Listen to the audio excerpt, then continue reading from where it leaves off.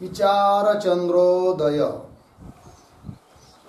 विचारचंद्रोदय ग्रंथामध्ये 16वी कला आणि 16व्या कलेमध्ये आज पदार्थ पंचमविध, 5 प्रकार के पदार्थ, 5 प्रकार के कोणकोणते आहेत त्याचा विचार आता या ठिकाणी चालू आहे.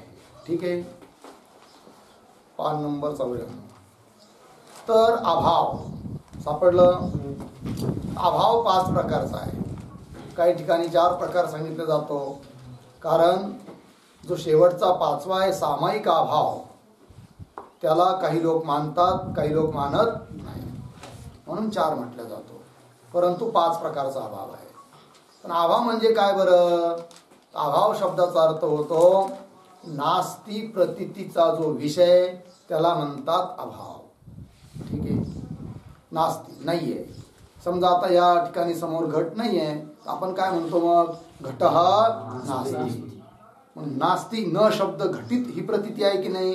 तर न शब्द घटित प्रतीतीचा जो विषय, न शब्द घटित ज्ञानाचा जो विषय, प्रतीतीचा जो विषय, त्याला म्हणतात काय?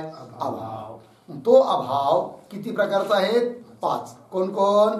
प्राग भाव, तिथं लिहिले नाही, प्राग प्रध्वंस, त्याचा सर्वांच्या पुढे अभाव शब्द समजून घ्यायचा. मग काय शब्द होतील? प्रागाभाव, प्रध्वंसाभाव, अन्योन्याभाव, अत्यंताभाव आणि काय? सामायिकाभाव. ठीक. प्रागभाव म्हणजे काय? कार्य उत्पन्न होण्याच्या अगोदर जो त्या कार्याचा अभाव, त्याला म्हणतात काय? प्रागभाव. समजा घटाची सारी सामुग्री विद्यमान आहे, पण घट अजून उत्पन्न झालेला नाही. तिथं कपाल विद्यमान आहे. मग कपाल म्हणजे घट आहेत का? नाही. मग कपालाच्या ठिकाणी घट अजून उत्पन्न झालेला नाही, तर घट उत्पन्न होण्याच्या अगोदर जो त्या कपालाधिकाच्या ठिकाणी घटाचा अभाव, तो कोणता भाव आहे? प्रागभाव. पट उत्पन्न होण्याच्या अगोदर जो पटाचा अभाव, कोणता भाव? प्रागभाव. प्राग म्हणजे पूर्वीचा, म्हणजे कार्य उत्पन्न होण्याच्या अगोदरचा जो अभाव, त्याला म्हणतात काय? प्रागभाव. ठीक आहे. बर. पुढे प्रध्वंसाभाव. तो काय असतो? कार्य उत्पन्न झाल्यानंतर ते कार्य नष्ट झालं, तर तो जो अभाव झाला आहे, मग तो कोणता अभाव? प्रध्वंसाभाव. ठीक आहे. नाही, नाशानंतर म्हणजे कार्य उत्पन्न झालं आहे, आता कार्य स्थित आहे, परंतु त्याचा झाला काय? नाश. समजा घट तयार झाला आहे आणि घटावर कोणीतरी दगड मारला किंवा कोणीतरी आपटलं, घट फुटला. आता तो जो घटाचा अभाव, त्याला काय म्हणायचं? प्रध्वंसा. बरोबर.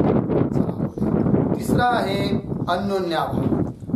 अन्योन्याभाव म्हणजे काय बरं? समजा 2 वस्तू आहे, तर 2 वस्तू जर असतील तर एका वस्तूच्या ठिकाणी त्या दुसऱ्या वस्तूचा जो अभाव असतो, त्याला म्हणतात अन्योन्याभाव. म्हणजे काय? समजा आता घट आणि पट या 2 गोष्टी आपल्या समोर आहे. आता घट म्हणजे पट आहे का? नाही. पट म्हणजे घट आहे का? नाही. दोघाचा काय आहे? भेद. दोघाचा काय आहे? भेद. घट वेगळी गोष्ट आहे, पट वेगळी गोष्ट आहे. मग भेदालाच अन्योन्याभाव म्हणतात. अन्योन्याभाव याकरिता पर्यायवाची शब्द काय आहे? भेद. मग घट म्हणजे पट आहे का? नाही. अर्थात घटाच्या ठिकाणी पटाचा काय आहे? अन्योन्याभाव.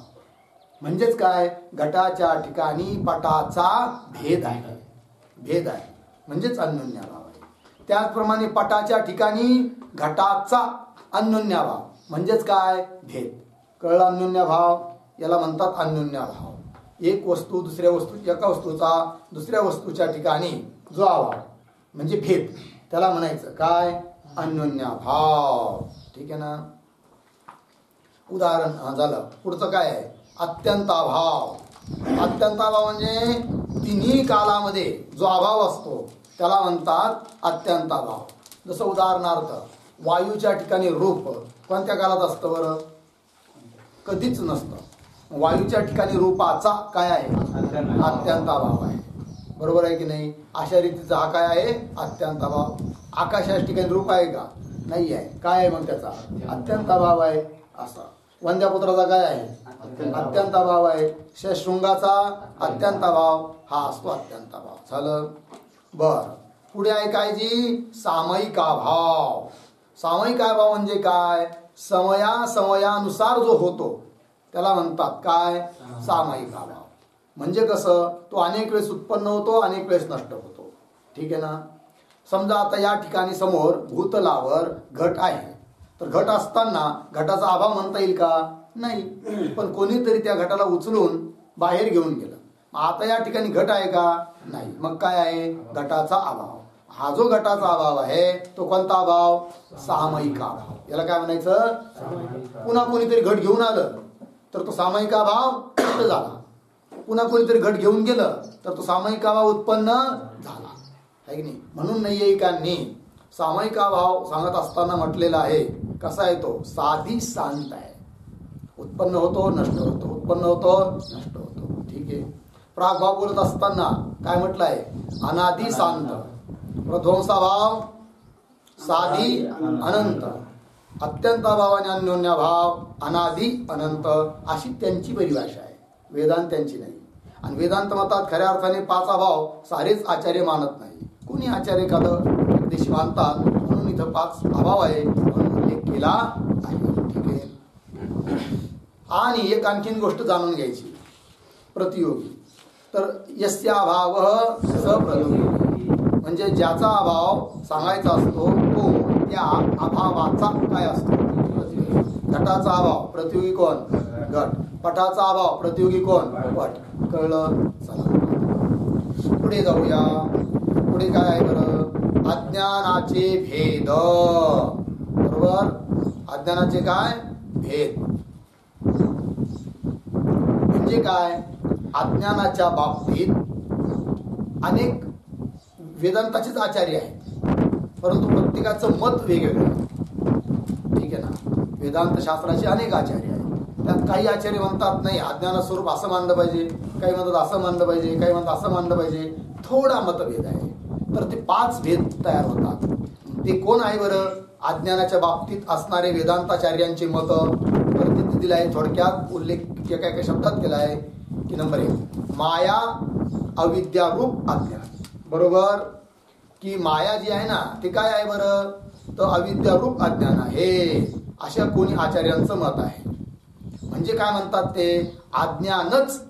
अज्ञानरूप माया, अविद्यारूप जे अज्ञान ती माया आहे की नाही?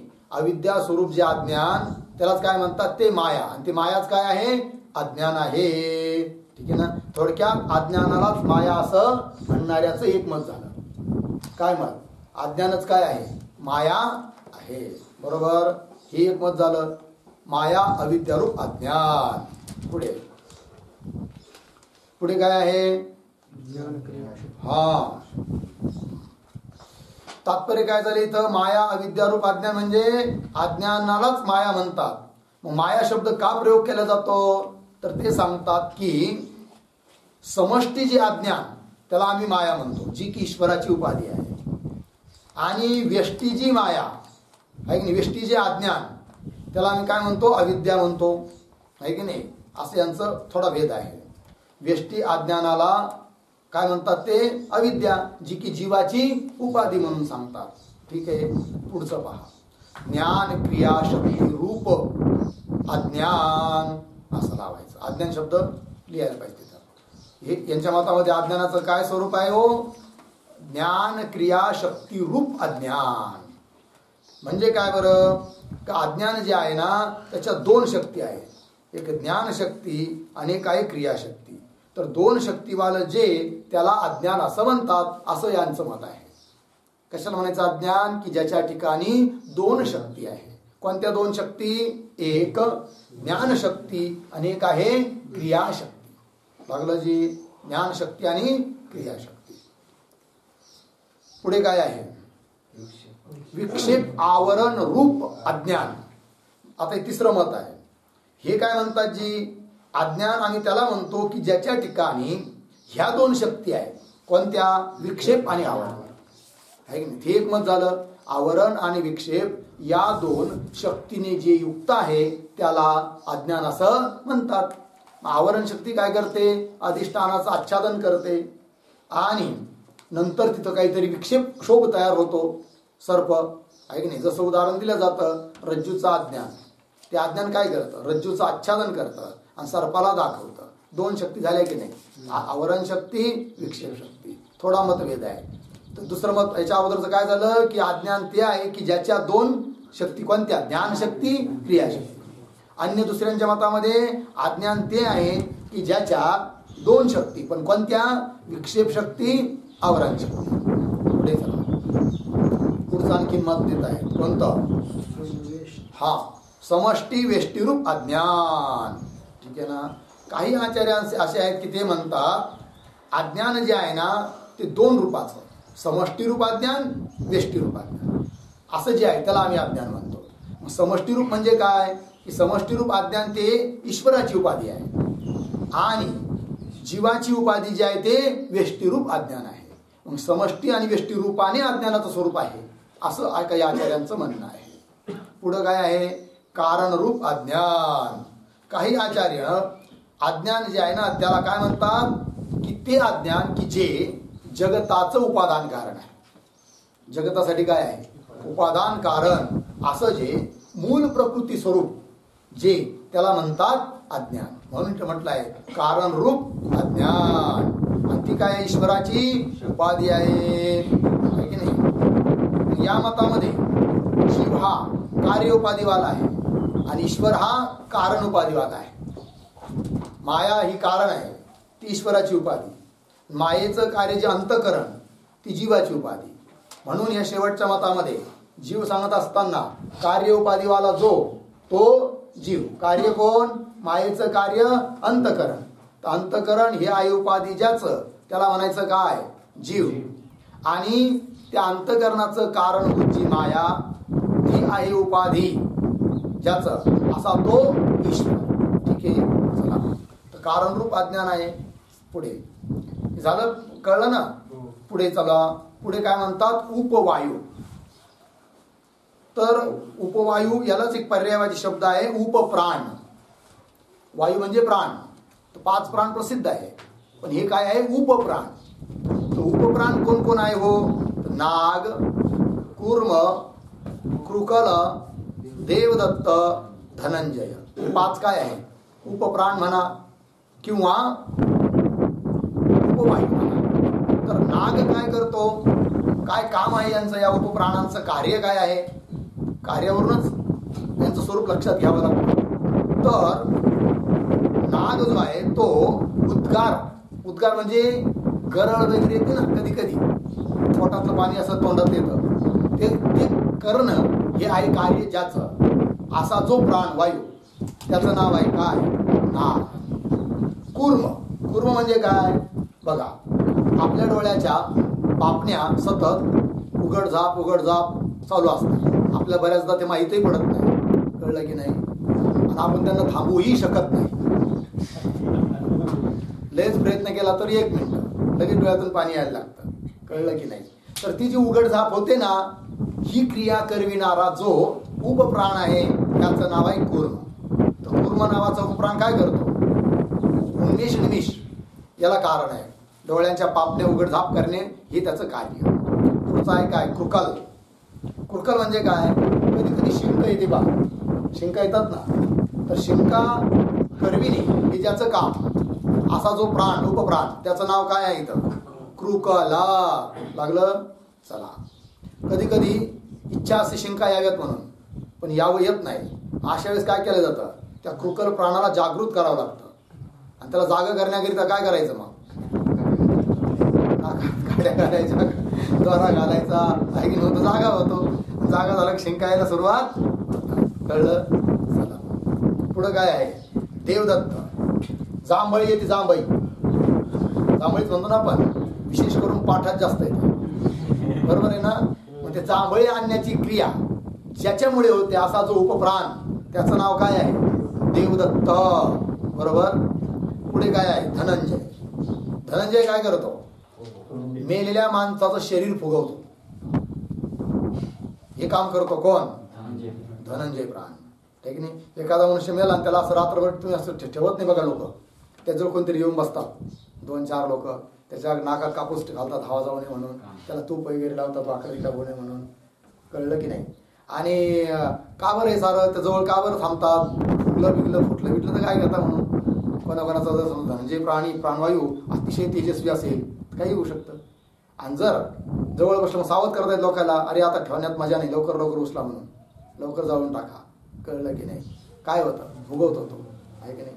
जर तुम्ही 2-3 दिवस ठेवलं ना, लक्षात येईल. कधी कधी रस्त्याच्या कडेला कुत्रे वगैरे मेले असतात पहा, टम फुगलेले असतात. का बरं? मरून पडलेले 2-4 दिवसाचे. धनंजय बाईंनी त्याचं काम केलं, फुगले बिचारी. चला जाऊ द्या. पुढचं काय बरं? कर्म सापडला ना? कर्म. तर कर्म किती प्रकारचे आहेत? 5. कोण कोण? नित्य कर्म, नैमित्तिक कर्म, काम्य कर्म, प्रायश्चित्त कर्म आणि निषिद्ध कर्म. ठीक आहे. तर नित्य कर्म म्हणजे काय बरं? प्रतिदिन करण्याकरिता ज्याचं विधान आहे असं जे कर्म, त्याला म्हणायचं काय? नित्य कर्म. उदाहरण स्नान, स्नान, संध्या वंदन वगैरे हे काय आहे? नित्य कर्म आहे. रोज केलेच पाहिजे. स्नान केलं पाहिजे रोज. कधी केलं पाहिजे? पण पहाटे दिवस उगण्याच्या आत कमीत कमी. खरं तर ब्रह्ममुहूर्तावर केलं पाहिजे, पण दिवस उगण्याच्या आत स्नान झालंच पाहिजे. दिवस उगण्याच्या नंतर जे स्नान करतात ते लोक शारीरिक दृष्टीने रोगी होतात. हा, अनुभव घेऊन पहा. आणखीन दरिद्री होतात. हा, त्यांच्याजवळ लक्ष्मी राहत नाही. ती म्हणते नको, हा इथं नाही राहत नाही, निघून झालेली आहे. कळलं की नाही? अशा अनेक गोष्टी आहेत. म्हणून स्नान करायचं कधी? दिवस उगण्याच्या आत. कोणत्या पाण्याने करायचं? थंड की गरम? आहे की नाही? तर लोकांना लई हौस असते गरम पाण्याने स्नान करण्याची. गरम पाण्याने स्नान करणारे जे लोक असतात त्यांना 120 रोग होण्याची शक्यता असते. म्हणून चुकून सुद्धा कोणी लाख रुपये दिले तरी सुद्धा गरम पाण्याला शिवायचं नाही. कळलं? थंड पाण्याने स्नान करायचं. थंड याचा अर्थ फ्रीजमध्ये ठेवलेलं नाही. आपल्या शरीराच्या तापमानाबरोबरीच जे पाणी आहे साधारण पिण्याचं पाणी, त्या पाण्याने काय केलं पाहिजे? स्नान केलं पाहिजे. कळलं की? उत्तरे ते सर्व लोक थंड पाण्याने स्नान करतात, गरम पाण्याने करत नाही. महाराष्ट्रातले हौस आहे लोकांना गरम पाण्याने स्नान करायची. कळलं की नाही? चला पुढं काय आहे? नित्यकर्म कळालं, स्नानाचं कळालं की नाही? अजून सांगू स्नानाच्या बाबतीत? नको? बस झालं. मग पुढे घ्या. नित्यकर्म झालं. नैमित्तिक म्हणजे काय? त्या निमित्ताला घेऊन केलं जाणारं कर्म त्याला म्हणतात नैमित्तिक कर्म. आहे की नाही? समजा आता उदाहरणार्थ स्वातंत्र्यवीर सावरकर महाराज, आहे की नाही, सुभाषचंद्र बाबू, आहे की नाही, असे महात्म्याची आपण काय करतो? कधी कधी पुण्यतिथी करतो की नाही? जयंती पुण्यतिथी साजरी करतो का? निमित्त आहे. श्राद्ध तर्पण वगैरे हे सर्व काय आहे? नैमित्तिक कर्म आहे. त्या निमित्ताला घेऊन केले जाणारे कर्म आहे. कळलं की नाही? चला पुढचं काय आहे? ग्रहण कालातले कर्म, श्राद्ध कर्म, तर्पण कर्म हे सर्व काय? नैमित्तिक कर्म आहे. पुढे काम्य कर्म. काम्य कर्म म्हणजे काय? कामनेला घेऊन केले जाणारे कर्म. कामना म्हणजे इच्छा, मला स्वर्ग प्राप्त व्हावा किंवा धन प्राप्त व्हावा किंवा पुत्र प्राप्त व्हावा, अशा इच्छेला धरून त्या ती इच्छा पूर्ण होण्याकरिता शास्त्राने जे जे कर्म सांगितलेले आहेत ते कर्म करणे म्हणजेच कोणतं कर्म झाले? ते काम्य कर्म. ठीक आहे ना जी? जसं ज्योतिष्ठोम याग केला, स्वर्गाची प्राप्ती होते वगैरे वगैरे. पुढचं काय आहे? नैमित्तिक कर्म कळालं? हा, काम्य कर्म झालं ना? नित्य, नैमित्तिक, काम्य. आता प्रायश्चित्त कर्म म्हणजे काय? समजा पाप करू नये पण चुकीने पाप घडलं तर त्या पापाच्या प्रक्षालनाकरिता, पाप धुवून टाकण्याकरिता शास्त्रामध्ये ते पाप धुण्याकरिता जे जे कर्म सांगितलं आहे. आपल्या मनाने प्रायश्चित्त नाही. पाप कर्म केलं मग मी अमुक प्रायश्चित्त करेन असं नाही चालत. शास्त्राने जर सांगितलेलं असेल तरच ते प्रायश्चित्त केलं तर ते पाप निवृत्त होतं. त्याला म्हणतात कोणतं कर्म? प्रायश्चित्त कर्म. पुढे आहे निषिद्ध कर्म. निषिद्ध कर्म म्हणजे काय? शास्त्राने जे करायला सांगितलेलं नाही, मना केलाय असं कर्म जे असतं त्याला म्हणतात काय? निषिद्ध कर्म. समजा उदाहरणार्थ दारू पिऊ नये, मांस खाऊ नये, खोटं बोलू नये, हिंसा करू नये, नाही म्हणून सांगितलं की नाही? हे सारे कर्म कसे आहेत? निषिद्ध कर्म. निषिद्ध कर्म जर केलं तर त्यापासून पापाची उत्पत्ती होते. बरोबर? आहे की नाही. आणि पाप उत्पन्न झालं तर त्याचं फळ दुःख ते भोगावं लागतं. ठीक आहे. आणि नित्यनैमित्तिक कर्म केलं, नित्यनैमित्तिक काम्य कर्म केलं तर त्यापासून काय उत्पन्न होतं? पुण्य उत्पन्न होतं. बरोबर आहे की नाही. हा, वेदांताच्या सिद्धांतानुसार नित्यनैमित्तिक कर्म केलं आणि ते जर निष्काम भावनेने केलं तर अंतःकरणाची शुद्धी, आणि ते जर निष्काम भावनेने केलं नाही, आहे की नाही, तर काय होणार? पुण्याची उत्पत्ती होते. कळलं की नाही. हे तो जो सिद्धांत आहे, नाही केलं तर पाप उत्पन्न होतं आणि केलं तर पुण्य उत्पन्न होत नाही, तो मीमांसकाचा सिद्धांत आहे. वेदांत मतानुसार नाही आहे. ठीक आहे ना. कारण न करणे म्हणजे अभाव, अभावापासून भावाची उत्पत्ती होत नसते, आहे की नाही. कारण ते काय म्हणतात, नित्यनैमित्तिक कर्म केलं नाही तर न करणं म्हणजे अभाव झाला आणि त्याच्यापासून पाप उत्पन्न होईल म्हणतात. पाप काय आहे? भाव. आणि न करणं काय? अभाव. पण अभावापासून भावाची उत्पत्ती होत नाही आहे. कळलं. चला, येणं केनं प्रकारे प्रत्येकाने ते कर्म करावेत यासाठी तसं सांगितलं आहे. केलं नाही रे बाबा तर तुला काय लागेल? पाप लागेल. आणि केलं तर पुण्य लागत नाही. आणि जर लागतच नाही पुण्याची आशा करतो काय आला? याचा अर्थ निष्काम भावनेने कर, म्हणजे तुझं अंतःकरण काय होईल? शुद्ध होईल. हा त्याच्या मागचा अभिप्राय आहे. कळलं. चला पुढे. पुढे काय बरं आता वाचत चला ना, शब्द सांगत चला ना. हा, तर कर्म झाल्यानंतर कर्मेंद्रिय सापडलं का? तर का 5 कर्मेंद्रिय आहेत. कर्मेंद्रिय म्हणजे कर्म करण्याचं साधन अशी इंद्रिय 5 आहेत. कोण कोण? वाक, वाक म्हणजे वाणी, वाणी म्हणजे कोण? वाचा, जिच्याने आपण बोलतो. पाणी, पाणी म्हणजे हात, पाद म्हणजे पाय, आणि पुढे वायू लिहिलंय की नाही, वायू, तिथं लिहायचं पायू म्हणजे गुद. पायूचा अर्थ होतो गुद, गुदेंद्रिय, मल त्यागाचं साधन, आहे की नाही. आणि पुढचा आहे उपस्थ, उपस्थ म्हणजे जननेंद्रिय. ठीक आहे ना, मूत्र विसर्जनाचं साधन. तर वाक, पाणी, पाद, पायू आणि गुद हे 5 कर्मेंद्रिय आहेत. पुढे काय आहे? कोश. कोश किती आहे? 5. कोण कोण? अन्नमय कोश, प्राणमय कोश, मनोमय कोश, ज्ञानमय कोश आणि आनंदमय कोश. स्थूल देह म्हणजे अन्नमय कोश, अन्नापासून उत्पन्न झाला, अन्नाने वाढतो, शेवटी अन्नात विलीन होतो. अन्नमय कोश कोण? स्थूल देह. प्राणमय कोश कोण कोण आहे? 5 प्राण, 5 कर्मेंद्रिय मिळून जो कोश होतो त्याला म्हणतात काय? प्राणमय कोश. मनोमय कोश 5 ज्ञानेंद्रिय आणि मन मिळून जो कोश झाला त्याला म्हणायचं काय? मनोमय कोश. विज्ञानमय कोश 5 ज्ञानेंद्रिय आणि बुद्धी मिळून 6 मिळून जो झाला त्याला म्हणायचं काय? विज्ञानमय कोश. आणि आनंदमय कोश म्हणजे कोण? अविद्या, अज्ञान म्हणा, आहे की नाही. आनंदमय कोश सुषुप्तिकालीन आवृत्त आनंदानुभव किंवा आनंदाकार वृत्ती, तोच काय आहे? आनंदमय कोश आहे. पुढे जाऊया. पुढे क्लेश. क्लेश किती आहेत? 5. कोण कोण? अविद्या, अस्मिता, राग, क्लेश, अभिनिवेश. ठीक आहे. तर अविद्या, अविद्या म्हणजे काय बरं? तर अविद्या शब्दाचा इथं अर्थ असा आहे की दुःख स्वरूप असणाऱ्या पदार्थाच्या ठिकाणी सुखत्व बुद्धी. बरोबर आहे की नाही. विषय दुःखरूप आहे का सुखरूप आहे? दुःखरूप आहे. पण दुःखरूप वाटतात का? नाही. मग कसे वाटतात? सुखरूप वाटतात. जर दुःखरूप वाटले असते तर त्याचं ग्रहण करण्याकरिता कोणी प्रयत्न केले, पण ग्रहण करण्याकरिता आवर्जून प्रयत्न करतात लोक, आहे की नाही. गुलाबजामू जर आता ह्या पंक्तीत संपणार असले, तिकडून वाढता वाढता तिकडे संपणार असले तर ह्या पंक्तीला उठून त्या पंक्तीत जाऊ शकतो. 2 तरी मिळाली. वाटले नाही का? मग चला. दुःखरूप पदार्था ठिकाणी सुखरूपत्व बुद्धी अविद्या आहे.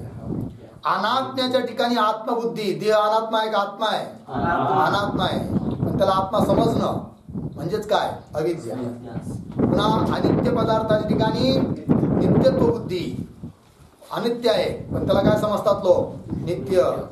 देहादिक पदार्थ अनित्यच आहेत ना, पण काय समजतात? नित्य. माझं घर कसं आहे? अनित्यच आहे, पण कसं समजतात? नित्य, आहे की नाही. ही बुद्धी याला म्हणतात काय? विपरीत बुद्धी, उलटी बुद्धी, यालाच अविद्या म्हणतात. पुन्हा अशुची पदार्थाच्या ठिकाणी शुची बुद्धी. अशुची म्हणजे अपवित्र.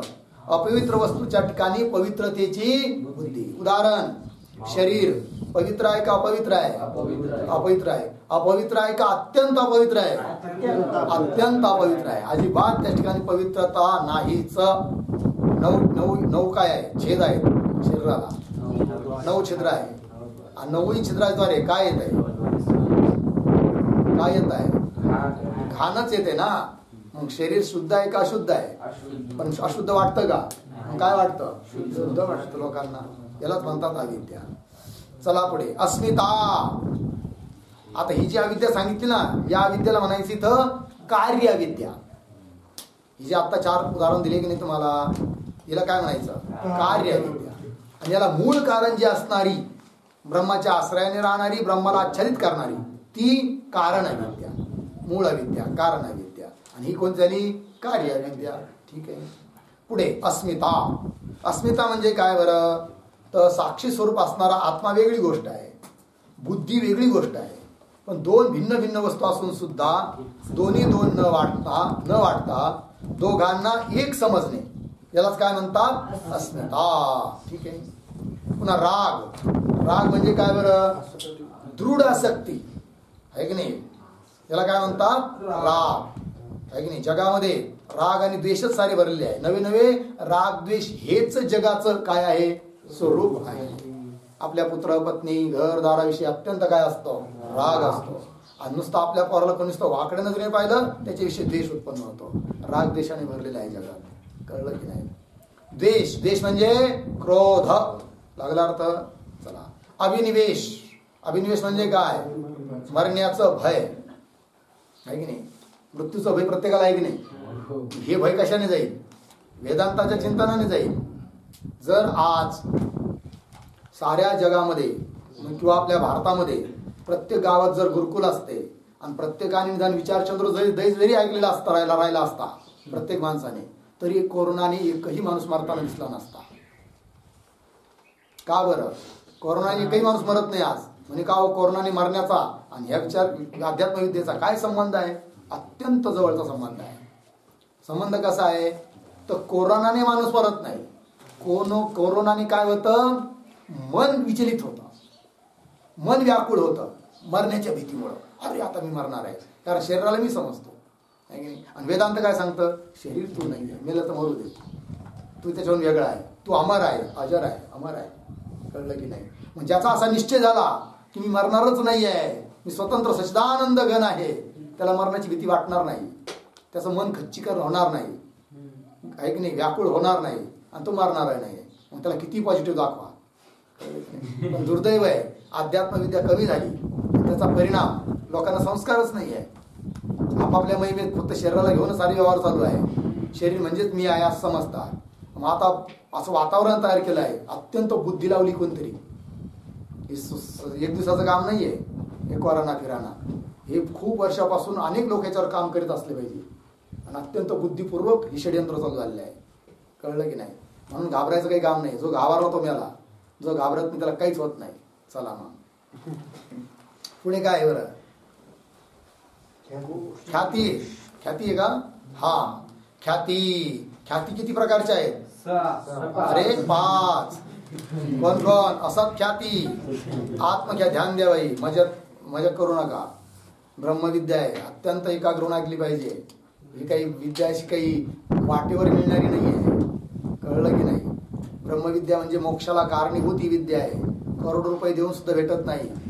कळलं तुम्हाला? आता नचिकेता पुढचा संवाद येणार आहे उपनिषदामध्ये काय काय ते. चला. असत ख्याती, आत्मख्याती, पुढे काय आहे? अन्यथा ख्याती, अख्याती आणि अनिर्वचनीय ख्याती. किती ख्याती आहे? 5. ख्याती म्हणजे काय? अगोदर ख्याती म्हणजे काही कळलं पाहिजे ना. ख्याती म्हणजे प्रतीती आणि प्रतीतीनुसार कथन, याला म्हणतात ख्याती. काय? प्रतीती म्हणजे ज्ञान, की जसं ज्याला ज्ञान झालंय ते ज्ञान, आणि ज्ञानानुसार त्याचं कथन करणं, याला काय म्हणतात? ख्याती. कळलं की नाही? मग काही लोक असत ख्यातीवाले आहेत, काही आत्मख्यातीवाले आहेत. बरोबर आहे की नाही? रज्जूवर जो सर्प वाचतो त्याच्याविषयी हे 5 वेगवेगळे मत असतात. कोणी असत ख्याती मानतो, कोणी आत्मख्याती मानतो, कोणी अन्यथा ख्याती मानतो, वगैरे वगैरे. काय स्वरूप आहे त्यांचं? थोडक्यात सांगतो बघा. पहिली आहे असत्ख्याती, शून्यवादाची आहे. बौद्धाची एक शिष्य आहे शून्यवादी, त्याची ख्याती आहे असत्ख्याती. त्यांचं म्हणणं काय माहितीये का, असत शब्दाचा अर्थ निस्वरूप. असत म्हणजे काय, निस्वरूप म्हणजे शून्य. शून्यच तत्व आहे, त्याला काही स्वरूप नाही, शून्यच आहे. पण ते शून्यच सर्परूपाने भासतं, ते शून्य तत्वच जगत रूपाने भासतं, असं त्यांचं म्हणणं आहे. म्हणून हे शून्यवादी आहे. काय की नाही, शून्य कसं आहे, निस्वरूप म्हणजे असत, आणि त्याची प्रतीती जगत रूपाने येऊ राहिली, म्हणजे असताची प्रतीती येऊ राहिली. सर्प तिथं नाहीच, असत आहे म्हणजे निस्वरूप आहे, नाहीच तिथं सर्प. पण निस्वरूप अर्थात शून्य तेच सर्प रूपाने दिसू राहिलं, म्हणजे असताची ख्याती प्रतीती, असताची प्रतीती, याला म्हणतात असत ख्याती. कळला अर्थ? चला, रज्जूच्या ठिकाणी प्रतीत होतो की नाही सर्प, या असत ख्याती यांचं म्हणणं आहे. असत ख्यातीचं प्रक्रिया सांगितली. पुढे आत्मख्याती. आत्मख्याती म्हणजे काय, ही सुद्धा बौद्धाचीच आहे, क्षणिक विज्ञानवाद्याची आहे. ते बुद्धीला आत्मा मानतात आणि बुद्धीचं स्वरूप सांगतात क्षणिक विज्ञान स्वरूप बुद्धी आहे. क्षणिक विज्ञान स्वरूप म्हणजे काय, पहिल्या क्षणात उत्पन्न होते बुद्धी, दुसऱ्या क्षणात स्थिर राहते, तिसऱ्या क्षणात नष्ट होते, म्हणजे चौथ्या क्षणात पुन्हा ती उत्पन्न होते, दुसरी धारा प्रवाह असं चालू आहे. जसं तेलाची धार सारखी चालू राहते की नाही, असं वाटतं तीच धार आपण पाहतोय, पण जी धार पाहिली तो बिंदू गेला खाली, दुसरा त्याच्या सारखा आलाय, सारखी धारा चालू आहे. एक बुद्धी उत्पन्न होते, स्थिर राहते, नष्ट होते, दुसरी उत्पन्न होते, स्थिर राहते, नष्ट होते, हे सारखं चालू आहे. आणि अशी जी बुद्धी ना तीच आत्मा आहे असं यांचं म्हणणं आहे. आणि ती क्षणिक विज्ञान रूप बुद्धीच या सर्व पदार्थाचा आकार धारण करते. वस्तुता पदार्थ हे जगात वस्तू वगैरे काहीच नाही आहे, मग कुठून आल्या, बुद्धीच या काय करते, या साऱ्या पदार्थाचा आकार धारण करते, म्हणजे आत्म्याचीच या वस्तूंच्या रूपाने प्रतीती येते. म्हणून यांचं नाव आहे काय, आत्मख्याती. सर्प नाहीये तिथं, सर्प काय आहे, क्षणिक विज्ञान रूप बुद्धीच आहे, तिनेच त्या सर्पाचा आकार धारण केला आणि सर्प म्हणून वाटला, वस्तुता सर्प नाही, याला म्हणतात आत्मख्याती. चला झालं. पुढे आहे अन्यथा ख्याती. ही कुणाची माहिती का, नैयायिकांची आहे अन्यथा ख्याती. यांच्यात दोन प्रकार आहे. अन्याची अन्य ठिकाणी प्रतीती एक, अन्याची अन्य रूपाने प्रतीती दोन झाल्या. तर कसं बरं, त्यांचं म्हणणं आहे की समोर दोरी आहे पण सर्प वाटतो. वस्तुतः सर्प कुठे आहे, वारुळाच्या ठिकाणी आहे. जिथं वारुळ वगैरे असतील, समजा गार हवा जागा असेल, तिथं काय असतात, सर्प असतात. पण तिथला साप इथं दिसू राहिला, अन्य ठिकाणचा अन्य ठिकाणी दिसणे, अशी अन्यथा घ्या एक. दुसरं मग त्यांचंच कसं, नाही म्हणे तिथला साप इथं कसं काय दिसेल, एवढा मोठा प्रतिबंध आहे, मध्ये एवढे भिंत घर दार आहे, तो कुठंतरी वारुळ असणार आणि तिथला साप इथं कसं काय दिसेल, ही काही मानणं बरोबर नाही. मग दुसरे लोक येतात नवीन नाही आहे, ते म्हणतात अन्याची अन्य रूपाने प्रतीती. समोर आहे अन्य म्हणजे रज्जू, रज्जू रूपाने न वाटता रज्जूच सर्प रूपाने वाटणे, अन्य रज्जू अन्य रूपाने सर्प रूपाने वाटणे, याला म्हणतात ते काय, अन्यथा ख्याती. असे दोन प्रकारची अन्यथा ख्याती आहे. झालं जी. चला बरं, पुढे काय आहे, आख्याती. आख्याती कोणाची माहिती का, सांख्य प्रभाकर, म्हणजे सांख्य शास्त्रकारांची पण ही आहे, आख्याती आहे. आणि मीमांसा शास्त्राचे जे एकदिशी आचार्य प्रभाकर आहे की नाही, त्यांची सुद्धा हीच आहे. कोणती, आख्याती. आख्याती म्हणजे काय बरं, आख्याती म्हणजे, आख्याती शब्द अख्याती, आख्याती असं लिहिलंय की नाही, तर दोन ज्ञानाचा अविवेक. आख्याती म्हणजे काय, ज्ञान दोन आहे पण दोन असून दोन न वाटणे, दोन एकच वाटणे, यालाच काय म्हणतात ते आख्याती. कसं बरं, उदाहरण समजा रज्जू सर्प, तिथलंच उदाहरण घ्या. तर अयम सर्प अशी प्रतीती होते, तर अयम हा अंश एक ज्ञान आहे, सर्प हा अंश दुसरा ज्ञान आहे. अयम हा रज्जूचा आहे आणि सर्प हे सर्पाचं आहे. दोन असताना दोन न वाटणं, एकच वाटणं, यालाच काय म्हणतात ते आख्याती. कळलं की नाही. तर त्या हा सर्प आहे, यामध्ये दोन अंश सांगितले ना, इदम अंश तो प्रत्यक्ष आहे, इदम अंश हा प्रत्यक्ष आहे, आणि सर्प हा स्मृती अंश आहे, म्हणजे स्मृती ज्ञान आहे. कुठेतरी पाहिलेल्या सर्पाची काय झाली, स्मृती. दोन ज्ञान आहे इथं. हा सर्प आहे या म्हणण्यामध्ये किती ज्ञान, दोन. हा म्हणजे इदम, हे झालं प्रत्यक्ष, जे की रज्जूचा आहे, रज्जूचा धर्म आहे. आणि सर्प या अंशात स्मृती ज्ञान, म्हणजे एक प्रत्यक्ष आहे, एक स्मृती, दोन ज्ञान आहे. पण दोन दोन न वाटता दोन एकच वाटणे हा सर्प आहे. याला म्हणतात ते काय?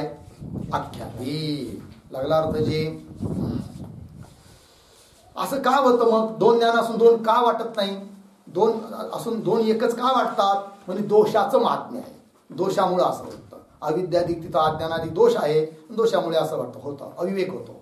या अविवेकालाच ते म्हणतात काय? आख्याती. लागला अर्थ? पुढे चला. पुढे कोणती ख्याती आहे? अनिर्वचनीय ख्याती. अनिर्वचनीय ख्याती कोणाची माहिती आहे? वेदांताची, वेदांत मताची आहे की नाही? तर यांच्या मतामध्ये अनिर्वचनीय ख्याती आहे. म्हणजे काय बरं? तर आहे रज्जू, रज्जूच्या ठिकाणी अनिर्वचनीय सर्प उत्पन्न होतो अज्ञानामुळे. अनिर्वचनीय म्हणजे काय? सत असत आऊन विलक्षण. म्हणजे उत्पन्न झालेला सर्प त्याला सत म्हणता येत नाही. सत का म्हणता येत नाही? त्याचा बाध होतो. असत म्हणता येत नाही का? प्रतीती येते. सत असत उभयरूप म्हणता येत नाही का? दोन विरोधी धर्म एकत्र राहू शकत नाही. मग कसा आहे तो? सत असत आऊन विलक्षण. यालाच म्हणतात अनिर्वचनीय. ठीक आहे जी, झाला अर्थ? हा, हे झालं अनिर्वचनीय ख्याती वेदांताची. पुढं काय बरं? जीवन मुक्तीचे प्रयोजन 5 प्रकारचं आहे. ठीक आहे. तर जीवनमुक्तीचं प्रयोजन, तर जीवनमुक्तीचं प्रयोजन म्हणण्यातून काय अर्थ घ्यायचा? तर जीवनमुक्तीचा जो विलक्षण आनंद, विलक्षण आनंदाची जी अवस्था आहे ना, तिचं ग्रहण करायचं इथं जीवनमुक्ती शब्दाने. तर ते जीवनमुक्तीचा जो विलक्षण आनंद आहे की नाही, जो की पंचम भूमिका स्वरूप आहे. 5वी भूमिका, 5 भूमिका गेले, 7 भूमिका गेले की नाही, त्यात 5वी भूमिका. तर पंचम, 6वी, 7वी सारं आलं त्याच्यामध्ये. पुढच्या 3 भूमिका जीवनमुक्तीच्या विलक्षण आनंदाचं साधन आहे असं सांगितलंय की नाही. हा, तर 5, 6, 7 या 3 भूमिका विलक्षण आनंदाचं साधन आहे. सांगायचं तात्पर्य इथं काय? तर जीवनमुक्त जो आहे त्याची ती जीवनमुक्ती जो आहे तिथं सिद्धच आहे, परंतु त्याला जो विलक्षण आनंदाची अनुभूती येते त्याचं प्रयोजन 5. काय काय? 1 ज्ञान रक्षा. ज्ञान रक्षा म्हणजे काय बरं? तर जीवनमुक्तीने ज्ञानाची रक्षा होते. रक्षण होतं का?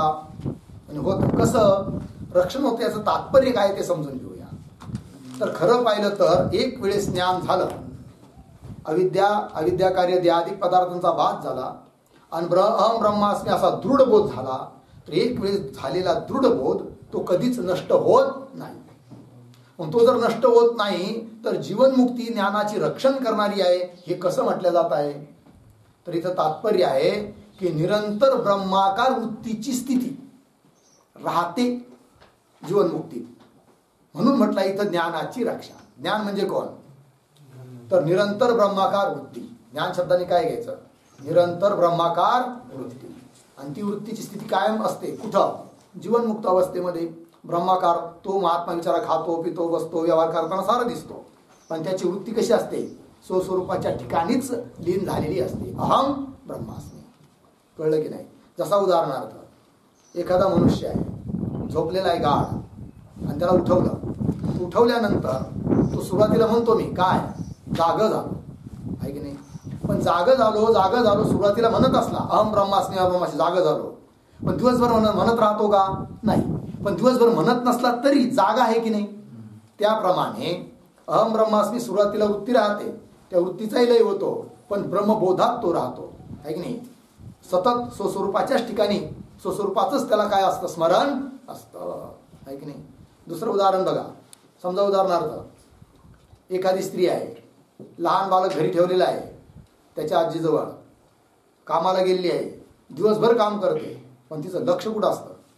आपल्या बालकाचं काय झालं असतं? घार आकाशात हिंडते, लक्ष पिल्लाजवळ असतं. किंवा एखादी बाई 3-3 हांडे पाणी डोक्यावर घेऊन पाणी नेते, आपल्याबरोबर गप्पाही मारेल, पण लक्ष मात्र कुठं असतं? ते पडू नये म्हणून. तसं सारा जीवनमुक्त महात्मा सर्व काम करतो, पण सर्व करत असला तरी आपल्या बोधातून तो कधीच विचलित होत नाही. कळलं की नाही? मग इथं ज्ञानाची रक्षा याच्यातून तात्पर्य काय?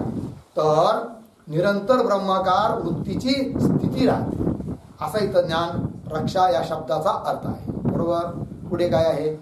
ज्ञान रक्षानंतर तप. बघा जीवनमुक्त अवस्थेत सहज तप घडतं. तप घडतं म्हणजे काय बरं?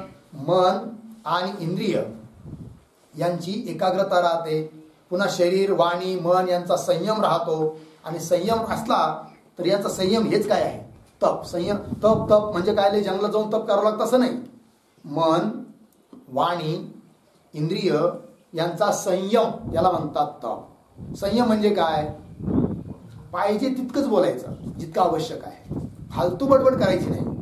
आणि अभद्र तर आपल्या वाणीतून बिलकुल येऊ द्यायचं नाही, खोटं तर बोलायचंच नाही, आहे की नाही? जेवढी जरूरत पडली तेवढंच, एक दोन शब्द, तर तो झाला वाणीचा संयम. मनाने विचार करत असताना लय मनोराज्य रंगीत बसायचं नाही, आहे की नाही? काही गरज नाहीये. ब्रह्मचिंतनात राहायचं म्हणजे मनाचा संयम होतो. तप आहे ते. इंद्रिय जेवढे आवश्यक आहे शरीराला जगण्यापुरतं तेवढंच इंद्रियाच्या द्वारे ग्रहण करायचं, कळलं की नाही?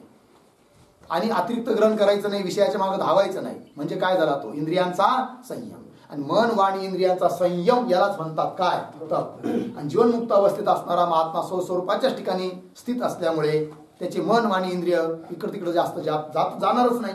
प्रारब्धानुसार शरीराला आवश्यक तेवढं त्याचे कार्य करणार, बाकी जात नाही. सहज संयम घडतो, अर्थात तप घडतं. मग जीवनमुक्तीचं प्रयोजन म्हणून तप सुद्धा इथं सांगितलेलं आहे. पुढे काय आहे? विसंवादा भाव. विसंवादा भाव याच्यातून हा अर्थ घ्यायचा की जल्प आणि वितंडाचा अभाव. तीन कथ सांगितले होते की नाही?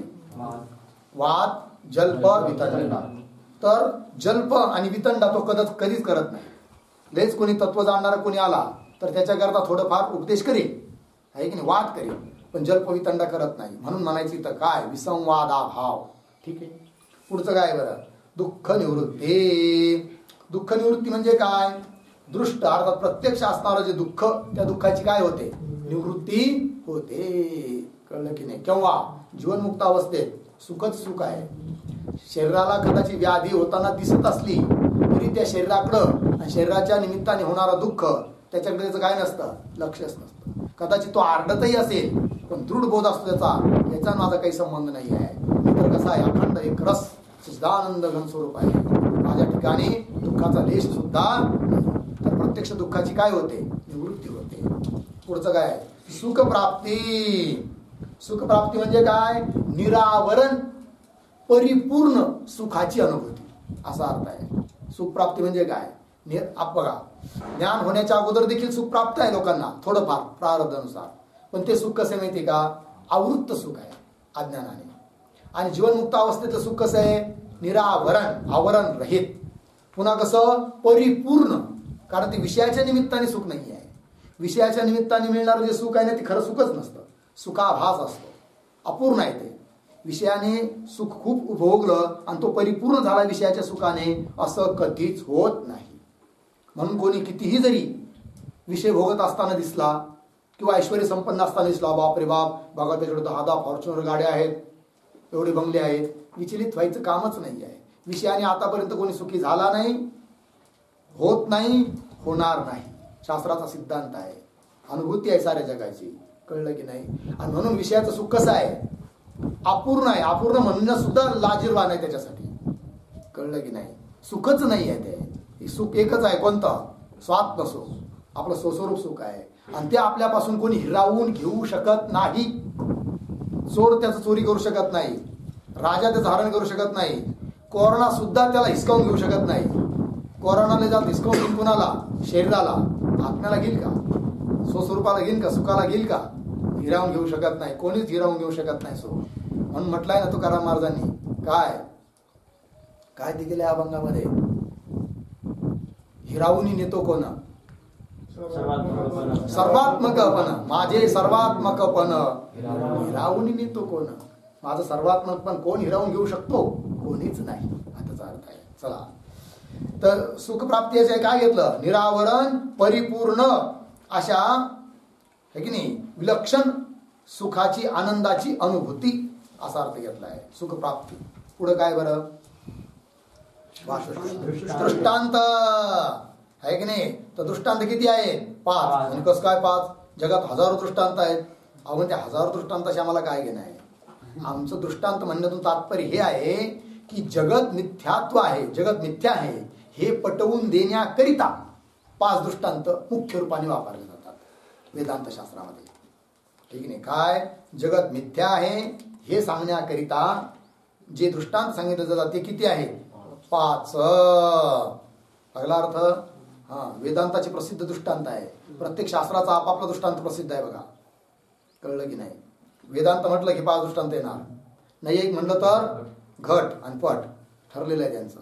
व्याकरण म्हणलं की देवदत्त यज्ञदत्त. कळलं की नाही? वगैरे वगैरे. चला मीमांसेचं कर्मकांडाविषयी त्यांचं असतं. कळलं की नाही? चला मग पुढे काय आहे? दृष्टांत 5 कोण कोण? शुक्तीवर रजत प्रतीती. शुक्ती आहे शिंपलं वाटतं काय रजत, जसं ते रजत मिथ्या तसं हे जगत मिथ्या. दोरावर सर्प प्रतीती आहे दोरी, वाटतो साप, साप सत्य आहे का मिथ्या आहे? मिथ्या. तसं ब्रह्मस्वरूपाच्या ठिकाणी प्रतीतीला येणारे जगत मिथ्या. स्थानूमध्ये स्थानूच्या ठिकाणी पुरुषाची प्रतीती जसे मिथ्या आहे, पुरुष नाहीच तिथं आहे. स्थानू स्थानू म्हणजे लाकडाचं खोड, माहितीये की नाही? संध्याकाळची आपण कधी फिरायला जातो, चंद्राचा प्रकाश पडलेला असतो आणि शेजारच्या शेतामध्ये हरभरं असतं आणि ती खायला आलेलं असतं. असं वाटतं की चला आता 2-4 तिरम्या घेऊन येऊ. तेवढ्यात अरे नको बात कोणती राखण दिसतं. सकाळी जाऊन पाहिलं तर ते काहीच नव्हतं. झाडाचं म्हणजे तोडलेलं झाडाचं खोड होतं, पण ते माणसासारखं वाटत होतं रात्री. त्याला स्थानू म्हणतात. स्थानूवर पुरुषाचा भ्रम. जसा मिथ्या आहे तसं ब्रह्मस्वरूपाच्या ठिकाणी जगत प्रतीती कशी आहे? मिथ्या आहे. आकाशामध्ये निळतेचा भ्रम. आकाश निळं आहे का? वाटत नाही का निळं निळं म्हणून? कसं काय वाटतं जर निळं निळं नाही तर? तो दृष्टीचा दोष आहे. तुमची दृष्टीची मर्यादा संपली, जास्त ती लांब जाऊ शकत नाही. जिथपर्यंत जायचं तिथपर्यंत गेली, पुढे तिला अंधार अंधार दिसतो. तेच निळं आहे. आकाश निळं नाही. तर आकाशाच्या ठिकाणी निळतेची प्रतीती जसं भ्रम आहे, मिथ्या आहे, त्याप्रमाणे ब्रह्मस्वरूपाच्या ठिकाणी म्हणजेच माझ्या ठिकाणी आपल्या स्वस्वरूपाच्या ठिकाणी हे जगत कसं आहे? कल्पित आहे. पाण्याच्या वर जसं लाटा असतात ना, तसं हे जगत आहे काल्पनिक. काही त्याला मला त्याच्याशी घेणं देणं नाही आहे. छोटी लाट येऊ इथं मोठी लाट येऊ. कळलं की नाही? थंडी तापरूपी छोटी लाट आली तरी, आणि जग ज्याला समजतं मोठी लाट, ती मोठी नाहीची पण समजतात त्याला मोठी लाट, ती आली तरी मला त्याच्याशी काही घेणं देणं नाही. कळलं? चला मग कोरोना झाल्यावर घाबरशील का नाही? सांगितलं काय करशील? काय करशील? समजा सांगितलंच पॉझिटिव्ह घाबरत असेल ना? काय म्हणशील? खोटं आहे सर्दी बिर्दी आहे, मला काही याची गोळी घ्यायची का? तुमचं कोण राहील गोळ्या दिल्या का? काय होते बरं होणार आहे. पुढचा दृष्टांत मरुभूमीवर जलप्रतीती. मरुभूमी माहिती आहे की नाही? मरुभूमी म्हणजे काय? उखरभूमी, उषरभूमी त्याला म्हणतात. बरड रान आहे की नाही, त्याला म्हणतात उषरभूमी. आणि मरुमरीचिका असा प्रयोग केला होता. मरु म्हणजे उषर रान आणि मरीचिका. मरीचिका म्हणजे काय बरं? मरीचिका सांगा ना. सूर्याची किरण. पण कोणते? अशी डायरेक्ट आलेली नाही. सूर्याचे किरण त्या मरुभूमीला स्पर्श होऊन परावर्तित होतात आहे की नाही. असे जे किरण त्याला म्हणायचं काय? काय? मरीचिका. काय म्हणायचं? मरीचिका. मरीचिका. मरु म्हणजे उषरभूमी आणि त्याच्यावर प्रतीतीला येणारे जे प्रतिबिंबित सूर्याची किरण मरीचिका. आणि ते किरण वाटतं जल वाटतं. लांबून बघितलं ना असं काय वाटतं? हे फार मोठा जलाचा डोळा आहे. भ्रम होतो तो. विशेष करून हरणांना जास्त होतो, माणसालाही होतो. सर्व ठिकाणी होत नाही, विशेष ठिकाणी होतो. कळलं की नाही? खरं होतो. एकदा आम्ही गेलो होतो अमरकंटकला आणि कपिलधारीला पाहायला चाललो. पुढं असे खाई मोठी, लांबूनच ते जंगल आहे, जंगलातून असं थोडं थोडं दिसतं पुढं. तर बाप रे बाप म्हणजे समुद्र आला कसं काय? आपण नकाशात पाहतो की अमरकंटक हे फार डोंगरावर आहे, समुद्राचा प्रश्नच नाही. एवढा मोठा समुद्र इथं आलाच कसं काय? मोठा भ्रम झाला. जवळ जाऊन बघितलं तर काहीच नव्हतं. कळलं की? चला सांगायचं तात्पर्य ते मृगजळ जसं निघते तसं स्वस्वरूपाच्या ठिकाणी प्रतीतीला येणारं जे ह्याधिक जगत हे सर्व काय आहे? ते आहे कल्पित आहे. पुढे जाऊया. नियम किती आहेत?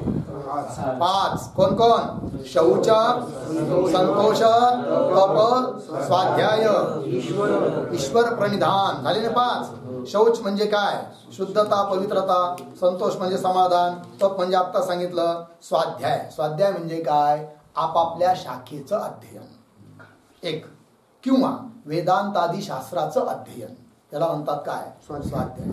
आणि म्हणे का मग आता शिकणारं कोणी नाही, आम्ही पण शिकलो पण शिकणारच कोणी नाही, मग आता काय करायचं, कुणालाही पकडा खेडेगाव ते 4-5 लोकांना म्हाताऱ्यांना त्यांना शिकवा, स्वाध्याय सोडायचाच नाही आहे की नाही. एक दिवस सुद्धा स्वाध्याय सोडायचा नाही, काही बी हो, त्याशिवाय जेवायचंच नाही, त्याला म्हणतात स्वाध्याय.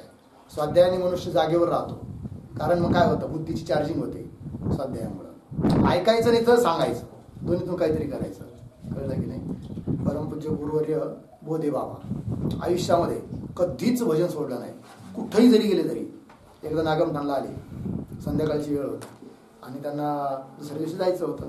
मग आता हाजीमत वगैरे करून थोडा वेळ झाला, संध्याकाळी भुका बी लागलेल्या होत्या, म्हणलं आता जेवण करा, तर आणलेलं. तर ते म्हणाले नाही बाबा थोडं भजन करू म्हणे, नंतर जेवण करू. म्हणलं बाबा राहू द्या ना, आजचे दिवस काय फरक पडतो, आता तुम्हाला भुका लागल्या तर प्रवास करून आलात तर जेवण करा, वाटल्यास नंतर करू. नाही म्हणे. मग तेवढ्या टाळ पकवास थोडं 2-3 भजनी मंडळाला बोलवलं आणि त्यांनी पंचपती भजन केलं, 5 अभंग अर्धा-पाऊण तास, आणि नंतर जेवण केलं. कधीच भजन केल्याशिवाय जेवले नाही आणि कधीच 3 वाजेच्या नंतर उठले नाही पहाटे. तर किती तपाश्चर्य आहे, 3 वाजेच्या 3लाच उठायचे, 3च्या अगोदर पण जास्त उशिरा नाही. स्वतः अगोदर गंगेवरून स्नान करून यायचे, पंढरपूरला चातुर्मासात असताना आहे की नाही, नदीवर जायचं, आपल्या चंद्रभागेवर स्नान करून यायचं, नंतर विद्यार्थ्यांना उठवायचं. आणि त्यांच्या जीवनातली म्हणजे एक एक गोष्ट अद्भुत आहे पाहण्यासारखी. जाऊ द्या, गेले ते आता, कळलं. स्वाध्याय याला म्हणायचं. हा पुढे काय आहे बरं, हा नाहीच कोणी भेटलं समजा, ऐकायला लागेल, सांगायला लागेल, मग काय करायचं, नियम करायचा. रोज मी 1 तास ज्ञानेश्वरी, 1 तास गाथा आणि 1 तास एकनाथी भागवत वाचल्याशिवाय झोपणारच नाही. नाही 1 तास तर अर्धा तास, 15-15 मिनिटं होईना, पण स्वाध्याय केल्याशिवाय झोपायचंच. कळलं. नियम काही लावून घ्यायचे, कठोर लावून घ्यायचे, सोडायचेच नाही. कळलं. त्याशिवाय काही नाही. आणि हे जर सुटत गेलं ना, एक दिवस असा येणार की तुम्हाला काहीच आठवणार नाही की आपण हे शिकलो होतो आणि असं काही असतं आणि ब्रह्म बी काही असतं म्हणून. सारं व्यवहारात मायामोहात अडकून जाणार. मायामोहात अडकून जाणार. आणि एकदा का मायामोहात अडकले ना, नुसतं झुडून जरी आली कोरोना पाकिस्तानला आपल्याकडे आला की नाही, तर इकडे बीपी वाढत नाही. म्हणून आपला स्वाध्याय, आपलं सारं जे मूळ आहे ते सोडलं नाही पाहिजे. कळलं की नाही. चला, काही नियम असे लावूनच घ्यायचे. स्नान करीन तर दिवस उगायच्या आत, करीन तर थंडच पाण्याने. कळलं की नाही. हा काय झालं, काय नाही असं नाही, आपण केलंच पाहिजे. याचा अर्थ असा थोडी काही नाही तर करणारच नाही. पुढे काय, ईश्वर प्रणिधान. ईश्वर प्रणिधान म्हणजे काय बरं, ईश्वराची उपासना. ईश्वर प्रणिधान म्हणजे काय, ईश्वराची उपासना. उपासना वेगवेगळ्या प्रकारची आहे. ओंकारला घेऊन उपासना केली जाते, भक्ती ज्याला म्हणतात, अनेक प्रकारची आहे. हे पण आहे. 5 मध्ये हे आलं सारं. झालं. पुढचं काय, वाचा पटकन. प्रलय. 5 नियम झाले ना. आता प्रलय पहा. प्रलय किती आहे, 5.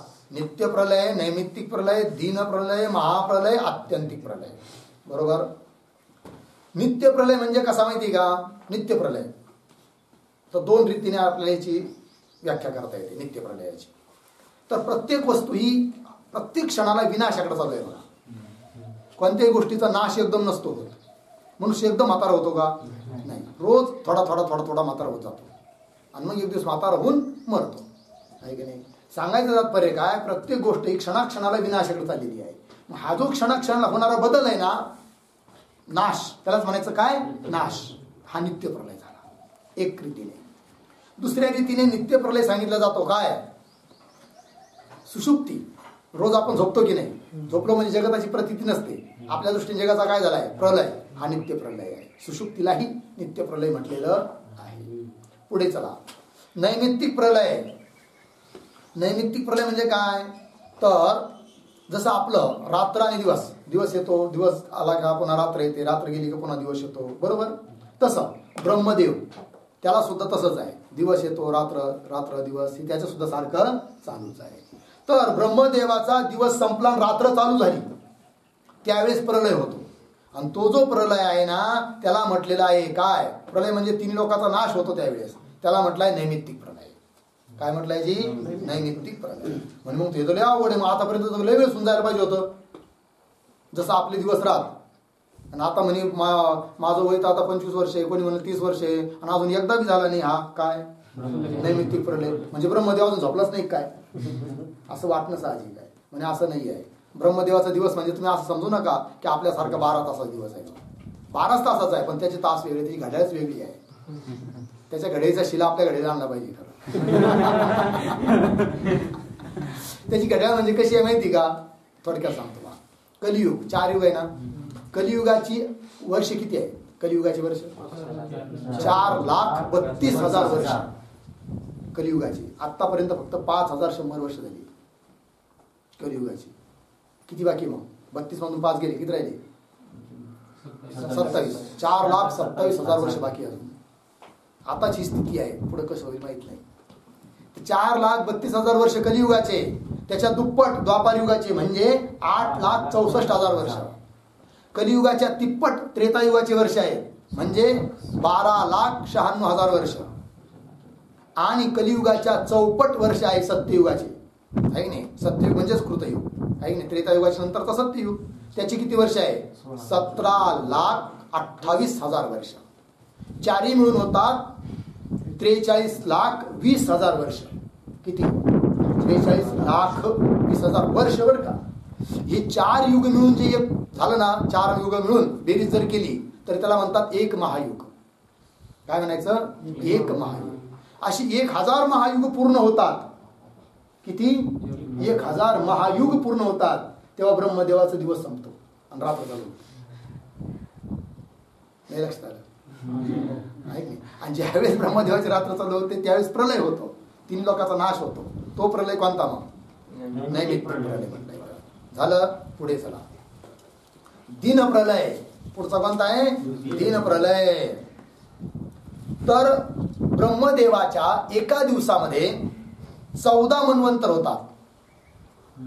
किती? 14 मन्वंतर. आणि एका मन्वंतराचं खूप मोठं आयुष्य आहे. तर एक मन्वंतर संपला की तेव्हा सुद्धा प्रलय होतो. तो दिन प्रलय झाला, आहे की नाही? आणि पूर्ण 14 मन्वंतर होऊन दिवस पूर्ण संपला ब्रह्मदेवाचा, रात्र चालू झाली की तो नैमित्तिक प्रलय, आहे की नाही? आणि एका दिवसात किती मन्वंतर होतात? 14. एक मन्वंतर संपला का प्रलय आला, माहिती नाही? पुन्हा दुसरा मन्वंतर, तो संपला पुन्हा थोडासा प्रलय. ही जी मधले प्रलय त्याला म्हणायचं दिन प्रलय. आणि असे 14 मन्वंतर पूर्ण झाले म्हणजे ब्रह्मदेवाचा एक दिवस पूर्ण झाला, रात्र चालू झाली. त्यावेळी जो प्रलय त्याला म्हणायचं कोणता? नैमित्तिक प्रलय. कळला की नाही? दिन प्रलयालाच आणखी नाव आहे बघा. त्याला अवांतर प्रलय असंही म्हणतात, मन्वंतर प्रलय असंही म्हणतात, किंवा नैमित्तिक प्रलय असंही त्याला नाव दिल्या जातं. पुढे चला. पुढचा कोणता आहे? महाप्रलय. ठीक आहे ना? तर ब्रह्मदेवाचा तुम्हाला मी एक दिवस सांगितला की नाही? किती? एक दिवस. 1,000 महायुग पूर्ण होणं म्हणजे एक दिवस. तेवढीच रात्र म्हणजे एक दिवस, रात्र दिवस म्हणून एक दिवस पूर्ण झाला त्याचा. असे त्याचे 30 दिवसाचा एक महिना, 12 महिन्याचा एक वर्ष. असे 100 वर्ष जेव्हा पूर्ण होतात तेव्हा ब्रह्मदेवाचा शिव, त्यावेळी जो प्रलय होतो त्याला म्हणायचं काय? महाप्रलय. कोणता प्रलय? ब्रह्मदेवाच्या महाप्रलयात आपले किती जन्म होतील याचा अंदाज आहे का? महाप्रलय तर जाऊ द्या, ब्रह्मदेवाचा म्हणजे एवढा मोठा त्याचं आयुष्य जाऊ द्या. ब्रह्मदेवाचा एक दिवस, त्याच्यात किती जन्म होतील काही अंदाज नाहीये. त्याच्या दृष्टीने आपले जन्म म्हणजे कशी माहिती का?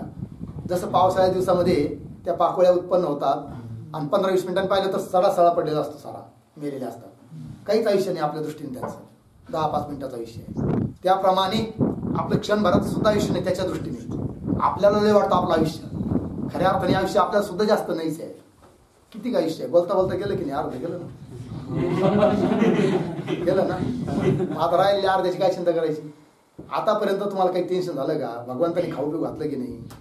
झोपायला दिलं, खायला दिलं, प्यायला दिलं, कपडा दिला. मग भगवंतानी जर आतापर्यंत सारं पुरवलंय, पुढे पुरवणार नाही का? चिंता कशाला करायची? फक्त काय करायचं? भगवंताचं भजन करायचं. काय अभंग आहे हात चालू नियमामध्ये बघा. तिसी करणे त्यासी काय? याने घ्यावे नाम, तिसी करणे त्याचे काम. याने फक्त नाव घ्यायचं देवाचं. तिसी म्हणजे त्या भगवंताचं काम तो करणारा. योगक्षेमम वहाम्यम, त्याने जबाबदारी घेतली ना, साक्षात सांगितलं त्याने, तुम्ही काही काळजी करू नका, तुमचा योग आणि क्षेम मी वहन करतो. तरी माणसं काय करतात, परमार्थ सोडून जीवनाचं टेन्शन घेत बसतात, कसं होईल आणि काय होईल. मग आताच आहे हो, मला 1 महिन्याभर पुरल, पण पुढचं कसं होईल काय माहिती. अरे काय चिंता. ज्याने दाद दिली ना तर त्याने चारा पण दिला आहे, कळलं की नाही. याच्यावरून कल्पना करा, बालक जन्माला येण्याच्या अगोदर देवाला माहिती आहे त्याला भाकर खाता येणार नाही. जन्माला येण्याच्या अगोदर आईच्या स्तनामध्ये काय दिलंय, दूध दिलंय. किती व्यवस्था आहे की नाही. फुटती तरुवर उष्ण काळ मासी, जीवन तयासी कोण देतो. सारी त्याची लीला आहे. त्याची ईश्वराची जी सृष्टी आहे एकदम परफेक्ट आहे, त्यातून एक सुद्धा दोष काढू शकत नाही. मानवाने निर्माण केलेल्यामध्ये किती काही दोष निघतील. हे घर जिना असाच पाहिजे होता आणि तिकूनच ते काढलं, कारण हे मानव निर्मित आहे घर. ईश्वराच्या सृष्टीत तुम्हाला दोष सापडूच शकत नाही, परफेक्ट आहे. तरी पण मनुष्य काय करतो, अत्यंत चिंता करतो. काही चिंता करायची नाही. आतापर्यंत भरपूर जन्मामध्ये आपण भोग भोगले आहेत. एवढा जन्म देवासाठी असं समजून पूर्ण शक्ती लावायची 100% आणि परमार्थच करायचा. लागला अर्थ. चला जाऊ दे, आपलं चाललं होतं प्रलयाच्या बाबतीत चिंता. तर पुढचा प्रलय कोणता आहे, आत्यंतिक प्रलय. हा फार महत्वाचा आहे. हा आपल्या हातात आहे, बाकीचे प्रलय आपल्या हातात नाहीये. आत्यंतिक प्रलय म्हणजे काय, ज्ञान झालं समजा, अहम ब्रह्मास्मी दृढ बोध झाला, त्याच्यानंतर काय अज्ञान आणि अज्ञानाचं कार्य सारं निवृत्त होतं. जन्म मरण संपतं. म्हणजे काय झालं, आता पुन्हा जन्म मरणच नाही, तुम्हाला पुन्हा जन्मच घ्यावा लागणार नाही. तर काय झाला मग तो प्रलय, कसा आत्यंतिक प्रलय. बाकीचे प्रलय कसे आत्यंतिक नाही, पुन्हा पुन्हा जन्माला यावंच लागतं. हा प्रलय कसा आहे, एकदा प्राप्त झालं, ब्रह्मज्ञान झालं की अविद्या आणि अविद्येचं कार्य नष्ट झालं, बाद झाला, निवृत्त झालं. आता पुन्हा जन्म नाही, मृत्यू नाही. जन्म नाही म्हणून मृत्यूही नाही. कळलं की नाही. मग आता कोणता प्रलय, आत्यंतिक प्रलय. आणि आत्यंतिक प्रलय आपल्याला साध्य करायचा आहे, बरोबर सर्वांना, बरोबर. कारण सहित समस्त जगताचा बाध म्हणजेच आत्यंतिक निवृत्ती, अर्थात आत्यंतिक प्रलय. चला पुढे, पुढे काय बरं, हा प्राणाधिक, बरोबर. तर प्राणाधिक, प्राणादी प्राण आहे आधी आरंभी ज्यांच्यामध्ये, त्याला काय म्हणायचं, प्राणादी. असे किती आहेत, 5. कोण कोण, प्राण, अपान, ज्ञान, उदान, समान. ज्यांचं वर्णन माग विचार चंद्रोदयामध्ये भरपूर गेलेलं आहे. पुढे काय बरं, भेद. भेद 5 प्रकारचा आहे. जीव ईश्वराचा भेद. प्रत्येकाला काय वाटतं, जीव मी वेगळा आहे, ईश्वर वेगळा आहे, वाटतो की नाही. भ्रमाने सारे भेद. जीव ईश्वराचा भेद. पुढे काय, जड जीवाचा आहे ना, तिथं काय करा, जीव जीवाचा. जड खोटून टाका आणि जीव जीवाचा असं लिहा. नंबर 2 जीव जीवाचा भेद. पुढे आहे जीव जडाचा भेद. पुढे ईश्वर जडाचा भेद आणि जड जडाचा भेद. किती झाले, 5 प्रकारचे भेद. बरोबर जी. बस बस करायचं, घ्यायचं पूर्ण बस. ओम पूर्णमदः पूर्णमिदं पूर्णात् पूर्णमुदच्यते पूर्णस्य पूर्णमादाय पूर्णमेवावशिष्यते. ओम शांति शांति शांति.